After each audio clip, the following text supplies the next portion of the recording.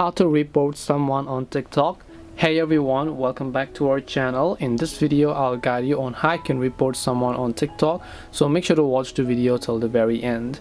So if you'd like to report someone on TikTok, it's actually quite very simple to do so. All you have to do is go ahead and first of all make sure to launch the TikTok application here. Once you launch the TikTok app, let's say that there is a specific person bothering you, or maybe you don't want to see their profile or anything as such, and then you want to simply go ahead and report them. For that, you can just go to their profile page here. Now I'm not really reporting this person, I'm only showing it to show you guys there is nothing really against this person. So what you want you to do is, if you are on that page, tap the share icon from the top right, which is this little arrow icon here. Once you tap on that icon, you can see all the share options, but if you want to report it, you'll find the report option that you can find from the bottom left. So tap the report option here.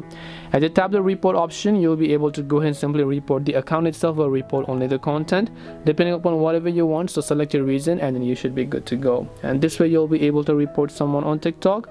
Hope this video is very helpful. If you have got any more questions, feel free to leave them down. Thank you very much for watching and see you soon in the next video.